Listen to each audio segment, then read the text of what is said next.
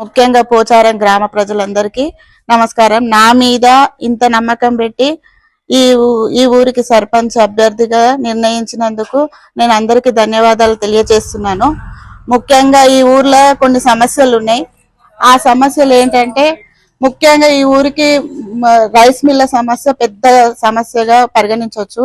ఆ రైస్ మిల్ల వల్ల చాలా దుమ్ము ధూళి డస్ట్ రోగాలు అనారోగ్యాలు క్యాన్సర్ బాధితులు అలాంటివి సమస్యలు చాలా ఉన్నాయి. దానివల్ల వెంటనే ముందుగా చర్య తీసుకోవాల్సింది రైస్ మిల్ల మీదనే తీసుకుంటా అని నేను చెప్తున్నాను.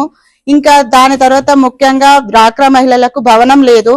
ఆ భవనం కట్టిద్దామని నేను బుడ్స్లో ఆల్రెడీ ప్రొసీడింగ్ తీసి స్టార్ట్ చేసిన. ఇవాళ పిల్లల స్లాబ్ లెవెల్ వరకు వచ్చింది. నేను ఇల్లు కట్టుకుంటున్నా అని చెప్పేసి నా మీద కొందరు కేసు వేయడం జరిగింది. అది ఆగడం జరిగింది. నేను వచ్చిన వెంటనే 6 నెలల లోపు ఖచ్చితంగా డ్వాక్రా భవనం నిర్మిస్తానని మాటిస్తున్నా. నెక్స్ట్ ఈ ఊరికి అండర్ డ్రైనేజ్ సమస్య కూడా ముఖ్యంగా ఉంది.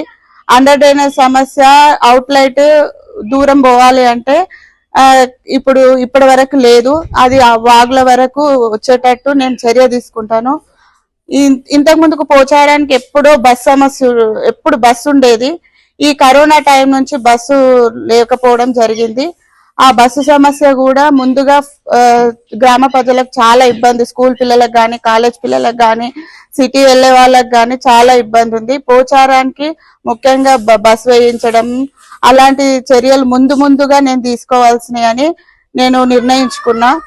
నెక్స్ట్ కమిటీ హాల్ కావాలని మనవి చేసిరు. ఆ కమిటీ వాళ్ళు కూడా నేను మాటిచ్చిన. నేను వచ్చిన వెంటనే నా టైంలో వాళ్ళకు ప్రతి ఒక్కరికి ఏ కులాస్తులు అడిగారో వాళ్ళకి కమిటీ హాల్ గాని శ్మశాన వాటికలకు కూడా స్థలాన్ని కేటాయించమని. ఆ శ్మశాన వాటికలకు కూడా నేను స్థలాన్ని కేటాయిస్తాను వాళ్ళకి మాట ఇవ్వడం జరిగింది.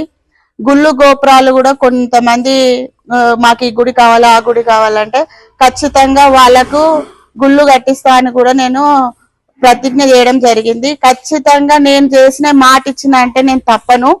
ఖచ్చితంగా ఇవన్నీ నేను నెరవేరుస్తానని అందుకే ఈ ఊర్లో నేను సర్పంచ్ గా నిలబడాలని నిర్ణయించుకున్నా. లాస్ట్ టైం నేను నిలబడ్డా, ఏదో నా అదృష్టం బాలేక ఓడిపోవడం జరిగింది.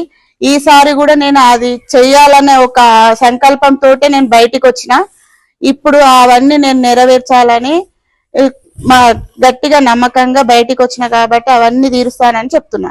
సరే సడన్ గా హార్ట్ అటాక్లు యాక్సిడెంట్లు ఏదైనా జరిగితే కూడా అంబులెన్స్ లేకుండా జరుగుతుంది. అందుకని సొంత నిధులతోటి నేను గ్రామ పంచాయతీ దగ్గర అంబులెన్స్ సౌకర్యాన్ని కూడా కల్పిస్తానని నేను మాటిస్తున్నా. అంబులెన్స్ సౌకర్యం కల్పిస్తా. నెలకొకసారి మెడికల్ క్యాంప్ కూడా పెడతాను. ఈ పోచారం గ్రామస్తులకు ఏ నైట్ ఏ రాత్రి పగలు ఎప్పుడు ఏ సమస్య వచ్చినా నేను ముందుంటా అని కోరుతున్నా. యువతకు క్రీడలలో కూడా ఎలాంటి సహకారం కావాలన్నా నేను ముందుంటా.